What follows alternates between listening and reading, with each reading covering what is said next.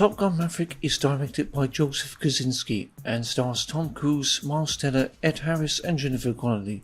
If you haven't figured out, it is the follow-up to the biggest action film starring the Need for Speed himself.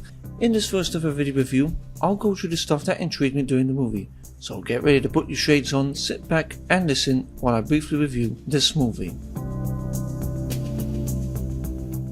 Top Gun Maverick is the sequel to the 1986 classic Top Gun. This time, the Maverick himself has to teach a group of young aviators a very impossible mission. Having watched this film in the cinema quite recently, I must admit it was pretty darn amazing. Now I'll be giving away my favourite part of the film later in the end of this video. A sequel to Top Gun was something that had been in the works for years, and I didn't think they would pull it off nicely until I saw the first trailer a few years ago. To prepare for this review, I had to watch the original first, and the reason why, because I never saw it and have no nostalgia for it. Or I can say it was a quite good action film for its time. In my review, I will talk about the sequel. This movie takes place 30 years after the events of the first Top Gun. And this time, Pete Mitchell is now working as a test pilot for a research project by a secret government, when he unexpectedly gets revoked by the Navy to work as an aircraft instructor. He comes across a new class filled with pilots. Now the first thing I found appealing is that Tom Cruise still has the same control and charisma as he did in the first film. It also astounded me how effectively he handled issues involving his recruits while serving as an instructor.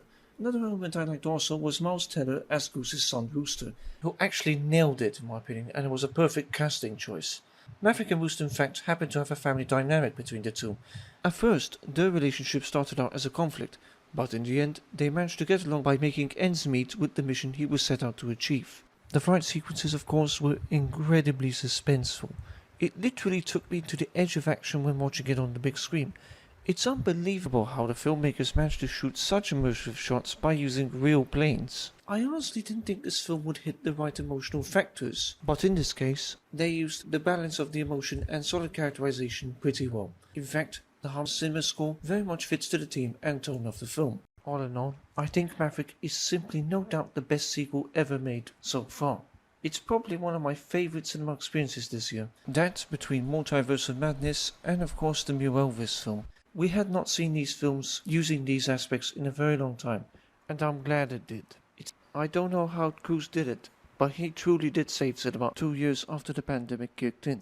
And the reason why I say this, because we had not seen anything in the big screen during the COVID-19 outbreak. I was literally blown away throughout the entire film. It's best to experience Maverick in the big screen before it disappears. That's all for me for my film reviews. I hope you enjoyed the video. Be sure to subscribe and hit the like button if you liked the video. Until then, I shall see you real soon.